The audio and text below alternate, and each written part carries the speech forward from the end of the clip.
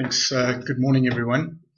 What I'm going to be presenting on is part of a study that's going to be coming out later this year on wildlife ranching in South Africa. And this case study forms an addendum to that particular report. So just to place it within its context, looking at government's commitment in relation to what I've termed the wildlife economy, but is also sometimes termed as the biodiversity economy or the conservation economy. Government obviously has a commitment to protected area expansion, and we see that through the biodiversity stewardship programs, land acquisition, various other things that government is trying to implement in order to meet its obligation in terms of things like the Convention on Biological Diversity.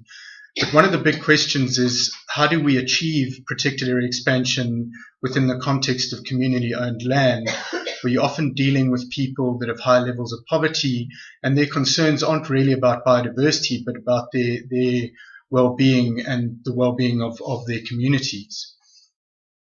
One of the other things that places this in context is that at last year's World Parks Congress, the Minister of Environmental Affairs committed to creating 2 million hectares of new community-owned wildlife ranches within the next 10 years. And then recently, the Department of Environmental Affairs has initiated the Wildlife Economy Program. The other thing is that if you look at the rural development and land reform processes in South Africa, historically they've focused on traditional forms of agriculture. So land that has been transferred to communities, the primary focus has been on conventional forms of agriculture, arable crop production and livestock production. And South Africa only has 12% or less of its land that is arable, which means that conventional agriculture in many instances is a marginal land use. And it's my belief, and I think there's starting to be a growing belief, that wildlife economy has the potential to reshape rural development in South Africa. And the reasons for this is that wildlife economy is a multifaceted activity, and I think we'll get into that a little bit more as I go through the case study, but it doesn't focus on simply the production of one agricultural product. It provides for all sorts of things that can add value and that can provide opportunities for employment and economic development within communities. So Nambiti offers an interesting case study and a potential model for community and private sector partnerships. And it really demonstrates that multifaceted nature of wildlife ranching. Just to orientate you, Nambiti is located about 15 or 20 kilometers outside of Ladysmith, and that blue road that you see, there's the N11 road that connects Ladysmith to Newcastle. So it's located near to that road between Ladysmith and Newcastle. In terms of the ownership of Nambiti, the property was created as this large game farm through the 2000s, and a land claim was gazetted, and the land was successfully claimed in June 2009. There are 136 beneficiaries to the land claim, so that's 136 families. And there's a number of lodge sites within the reserve that have been subdivided out and are separately owned, largely by individuals or companies, but the community owns 2 of the lodge sites, and one of them has been developed. In terms of the management structure, a company has been created that has a 35-year management lease with an option to renew that lease for a further 35 years. And that company is called Nambiti Private Game Reserve Pty Limited. The community are 30% shareholders in that company, and the other 70% of it is owned by the lodge owners. There's then a board of directors that oversees the company, and 2 of the community members which come from that trust are on that board of directors. In terms of the biodiversity significance of the property, it was recently proclaimed, I think it was about 2 or 3 weeks ago, as a nature reserve in terms of the Protected Areas Act. And it obviously has important biodiversity aspects. It contributes towards vegetation targets. It has national freshwater ecosystem priority area wetlands, so wetlands that are of national importance, as well as a number of threatened and endemic fauna and flora species, particularly flora, various aloe species and things that are of importance. Also, about 2 years ago, black rhino were introduced onto the project, onto the site as part of the Black Rhino Range expansion project. From an ecological management point of view, as part of the biodiversity stewardship program, we conducted extensive rangeland condition assessments of the site, and it was found that the site was very heavily overstocked above its carrying capacity, and so recommendations were made to reduce the number of animals on the site in order to bring it within carrying capacity. Just focusing on the business operations, the primary focus of the reserve is on tourism, and there are 10 luxury game lodges, which is a lot of game lodges for a reserve that's around 9,000 hectares.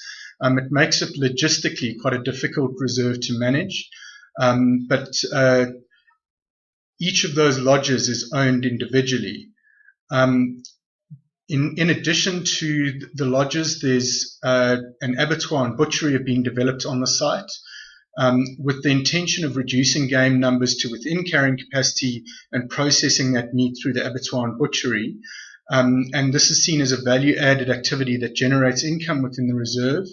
One of the other add-ons to that is that through the creation of the abattoir and butchery, they now have 2 outlets within the local communities around the reserve where they sell affordable cuts of meat to the community. So it's an important source of protein for the communities living around the reserve. One of the things that is quite interesting is that logistically, again, it's quite challenging conducting culling activities for venison production within the context of an operation of 10 lodges. So the way that the culling activities take place is generally between the morning and the evening game drive. So it's generally during the day, and it's all done using silenced weapons, obviously because tourism is the primary focus of the reserve. They don't want to have negative behavioral impacts on the animals in relation to the tourism activities. The other thing is that live capture and sale of animals takes place, obviously again as part of the effort to bring the animal numbers within carrying capacity limits, but this is something that will continue to happen sustainably indefinitely, that animal numbers will need to be managed either through venison production or through live capture and sale. And then lastly, there is some limited hunting that happens, although that's really kept to a minimum in order not to impact again on the tourism value of the reserve. Just to look at the employment and economic development benefits of Nambiti. So from an operational management point of view, and this is people like field rangers, managers, maintenance teams, that type of thing, the reserve employs 54 people. The tourism aspect, the lodges, employ in excess of 170 people. So currently the reserve is employing over 220 people. And that contrasts with the 19 people that were employed there when the reserve was created. So the reserve was created through the purchase of what were then cattle farms. And at the time that those cattle farms were purchased, there were 19 people employed there. From a financial point of view, the lodges turn over between 3.5 and 4 million rand a month. The venison production has been generating round about 900,000 rand a year. It's only been up and running for 2 years. And this year they doubled the capacity of the abattoir and butchery because they can't keep up with the demand going through the abattoir and butchery.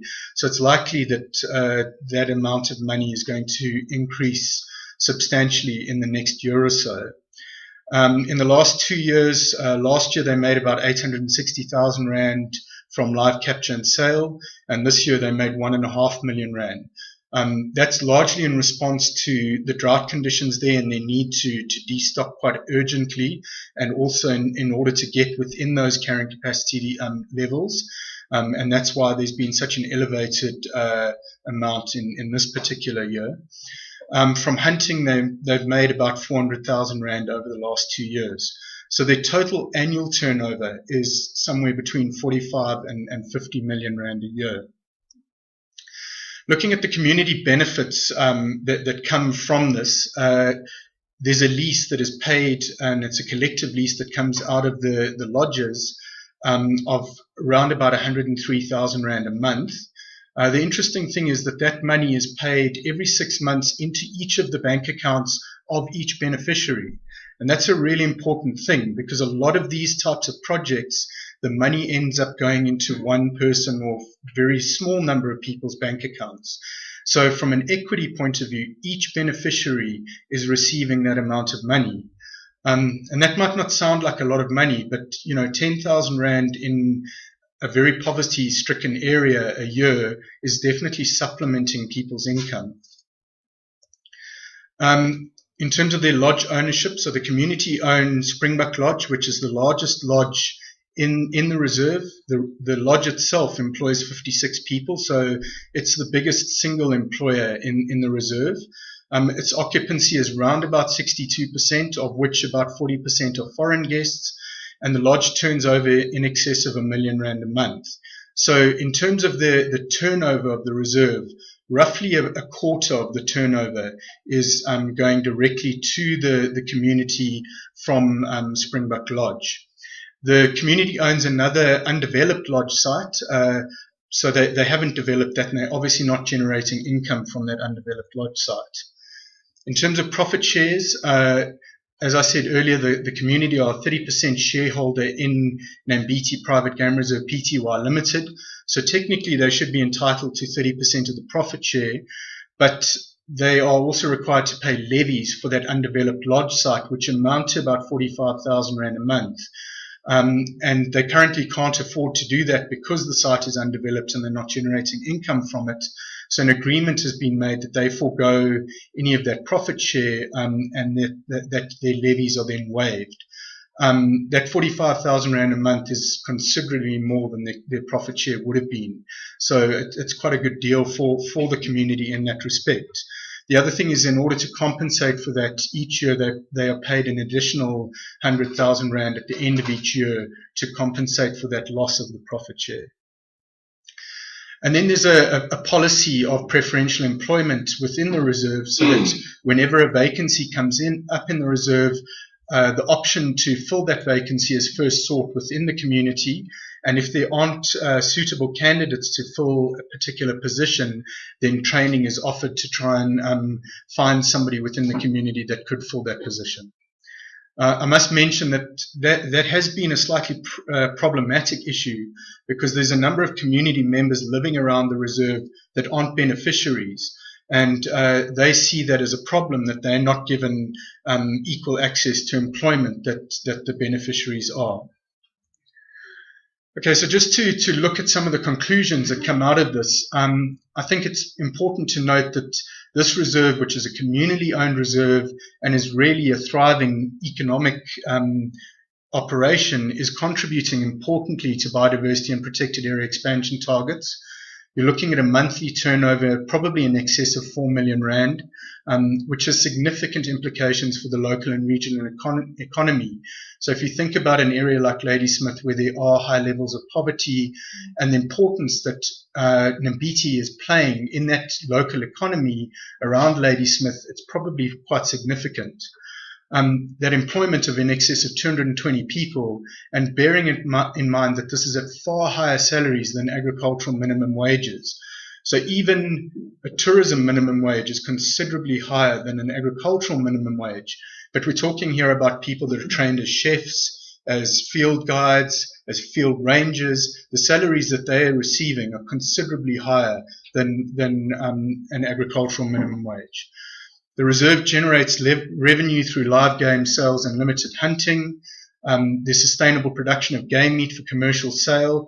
And then there's the provision of an affordable source of meat within the local community. And really, in a lot of ways, this provides a good model for a community private sector partnership. Just looking then in terms of what rural development and land reform are trying to achieve, and where this project really does sit very squarely within their objectives. First of all, in terms of land ownership, you've had the transfer of land from previous white owners to a community that had been dispossessed of that land, and so you've had a proper land reform process there. Importantly, it's led to economic development and business creation, and there's the opportunity for the community to actually own meaningful businesses. So Springbok Lodge, as a business that's turning over $1 million a month, is clearly an important business for the community. There's the issue of employment, an over 10-fold increase in the number of people that are employed at the reserve at far higher wages than agricultural minimum wages is really a significant achievement. And then there's the issue of food security that's addressed through the venison production that's going on there and that is likely to grow in coming years. Thanks. I'd just like to end off by acknowledging the Endangered Wildlife Trust that funded this study. Thank you.